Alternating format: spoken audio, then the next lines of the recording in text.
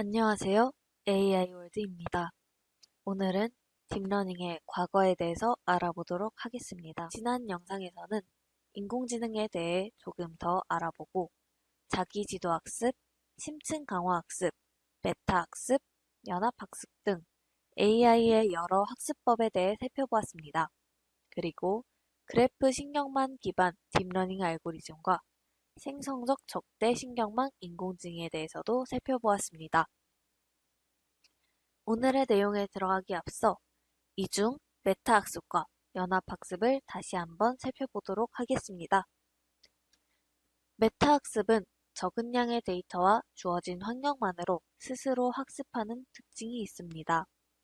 기존에 학습한 내용을 바탕으로 새로운 문제를 해결하며 새로운 데이터를 받았을 때 그 데이터를 효율적으로 학습시키는 것이 메타학습의 목표가 됩니다. 연합학습의 경우에는 데이터를 한 번에 모아서 처리하지 않고 각각의 데이터를 개별적으로 처리한다는 특징이 있습니다. 처리한 데이터를 기반으로 새로운 분야가 아닌 기존에 존재하던 모델들을 강화하며 이렇게 강화한 모델들을 한 곳에 모아 다시 강화하기도 합니다. 이제 오늘의 내용으로 들어가도록 하겠습니다. 현재 인공지능은 아주 다양한 일들을 할 수 있습니다. 수많은 인공지능으로 인해 우리의 삶은 매우 편리해졌고 또한 이로 인해 사라지는 일자리가 생기는 것들을 보면 어쩌면 AI들이 인간들보다 뛰어날지도 모른다는 생각이 들기도 합니다. 하지만 이런 대단해 보이기만 하는 AI들이 과거에는 정말 쉬운 문제들도 해결하지 못했다는 것을 아시나요? 지금 보이는 두 이미지가 어떻게 보이시나요? 좌측의 이미지는 백설기에 검은 콩이 3개 올라와 있는 모습입니다.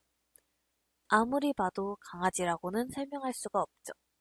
그에 비해 우측에는 누가 봐도 귀여운 강아지의 사진이 있습니다.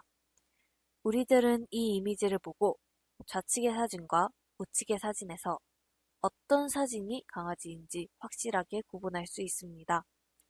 아마 현재 AI들에게 동일한 이미지를 제시해도 두 이미지를 확실히 분류할 수 있을 것입니다. 하지만 과거의 AI들은 이 두 사진 중에서 강아지를 찾지 못했어요. 아주 어린아이들도 구분할 수 있는 사진들인데 왜 과거의 AI들은 강아지를 찾지 못했을까요? 그 대답을 듣기 전에 여기서 다시 한번 AI에 대해서 짚어보도록 하겠습니다. AI는 넓은 의미로는 인간의 합리적인 사고나 행동을 모방해 자동화한 프로세스입니다.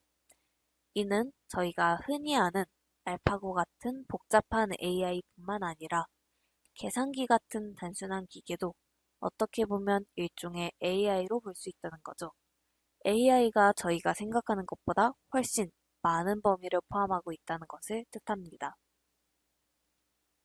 그리고 이 넓은 범위의 AI를 조금 축소시켜보면 그 안에는 머신러닝이라는 개념이 존재합니다. 그리고 머신러닝을 조금만 더 축소시켜보면 그 안에는 다시 딥러닝이라는 개념이 존재합니다.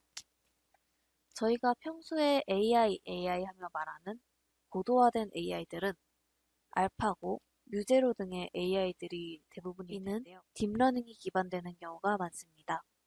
그러나 과거의 AI들에는 딥러닝이 아닌 아직 현대만큼 발전되지 않은 머신러닝이 기반되는 경우가 많았기에 방금 전에 두 이미지를 구분할 수 없었던 것이죠. 그렇다면 딥러닝과 머신러닝에는 어떤 차이점이 있는 걸까요?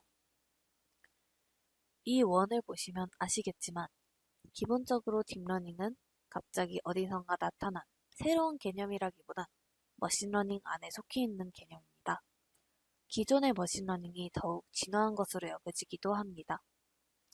이전의 머신러닝 기계들이 정확한 결정을 내리기 위해서는 사람의 도움이 어느 정도 필요했다면 딥러닝은 기계가 사람의 도움이 없어도 정확한 결정을 내릴 수 있게 해주죠. 조금만 더 자세하게 예시를 들어보도록 하겠습니다. 기존의 머신러닝이 기반되는 AI를 사용하다가 AI 알고리즘이 정확하지 않은 예측을 반환하게 되었다고 해봅시다. 이럴 경우에는 엔지니어가 개입하여 조정해 그 반환값을 수정해야 합니다. 그러나 딥러닝을 기반으로 하는 AI를 사용한다면 알고리즘이 자체 신경망을 통해 예측의 정확성 여부를 스스로 판단해 엔지니어들의 도움 없이도 더 정확한 판단을 내릴 수 있게 됩니다. 그러면 이제 딥러닝 이전의 기계들이 어떻게 개체들을 구분했는지 알아보도록 하겠습니다. 기계는 두 가지 방법으로 대상을 구분합니다. 특징 혹은 행동이죠. 강아지와 고양이를 예시로 들어보겠습니다. 강아지와 고양이의 외형적 특징에는 어떤 차이점이 있을까요? 물론 여러 가지가 존재하겠지만 대표적으로는 귀의 모양이 있습니다. 고양이는 귀의 모양이 대체적으로 뾰족한 삼각형의 형태가 많고 강아지들 같은 경우에는 귀가 둥글거나 납작한 편이 대부분이죠. 그리고 입의 모양 역시 있습니다. 물론 이 역시 종에 따라 다르긴 하겠지만 대체로는 강아지가 고양이보다 입이 더 튀어나와 있는 경우가 많죠. 다음으로는 행동으로 구분하는 방법이 있습니다. 강아지와 고양이는 상극으로 여겨질 만큼 행동의 양상이 여러 방면에서 다른데요. 예를 들어서 강아지와 고양이에게 상자를 던져주었다고 해봅시다. 그렇다면 고양이는 그 상자 안으로 들어가 휴식을 취하는 경우가 많겠지만 강아지 같은 경우에는 상자를 물어뜯는 경우가 많습니다. 이러한 강아지와 고양이의 신체적인 특징이나 행동의 데이터들을 미리 입력받은 후 이후에 새로운 강아지와 고양이와 관련된 데이터를 받았을 때 방금 입력받은 데이터들을 바탕으로 강아지인지 고양이인지 구분할 수 있게 되는 것입니다. 하지만 이런 방법에는 한계점이 존재하는데요. 과연 어떤 한계점이 존재할까요? 이런 식으로 개체를 구분하게 되면 입력받지 않은 대상들을 제대로 구분할 수 없게 됩니다. 우리는 방금 귀가 뾰족한 건 고양이, 뾰족하지 않으면 강아지, 상자가 있을 때 상자 안에 들어가면 고양이, 상자를 물어뜯으면 강아지라는 데이터를 입력받았습니다. 그렇다면 고양이들 중 귀가 원래 접혀있는 종인 스코티시 폴드나 상자 안에 들어가 있는 강아지 사진을 주었을 때 이 기계는 두 사진을 어떻게 구분할까요? 아마 각각 강아지 그리고 고양이라고 구분할 것입니다. 기계가 입력받은 데이터에 따르면 귀가 납작한 건 강아지이고 상자가 있을 때 상자 안에 들어가 있는 건 고양이니까요.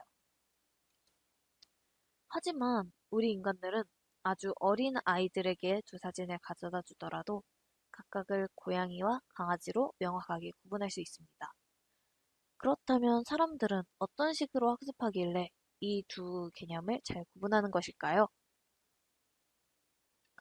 사람들의 경우 그런 명확한 규칙이나 사전적 정의를 통해 개체를 구분하는 방법을 배우지 않습니다. 사람들이 학습하는 방법은 귀납적인 방법인데요. 지금 당장 인터넷에 들어가 개와 고양이에 관련해 조금만 검색해 보더라도 수많은 종과 수많은 개와 고양이들의 위치 등이 나오게 됩니다. 이렇게 TV나 스마트폰의 영상이나 이미지를 통해 볼 수 있는 동물들, 길거리를 돌아다니면서 마주칠 수 있는 동물들 등 여러 가지 개와 강아지에 관련된 경험이 축적되어 귀가 접힌 고양이나 상자에 들어간 강아지를 보더라도 두 동물을 각각 고양이와 강아지라고 정확하게 구분할 수 있는 것이죠. 결론적으로 현재 머신러닝과 딥러닝은 물론 과거에 비해서는 매우 발전되었지만 아직까지 인간의 뇌를 따라잡기에는 부족한 점이 있다는 점을 알 수 있습니다. 지금보다 더욱 인공지능이 발전하기 위해서는 그런 인공지능의 기반이 되는 머신러닝과 딥러닝이 우선 발전해야겠네요. 오늘의 내용은 여기까지입니다. 시청해주셔서 감사하고 혹시 궁금한 점이 있다면 댓글에 남겨주시면 감사하겠습니다. 감사합니다.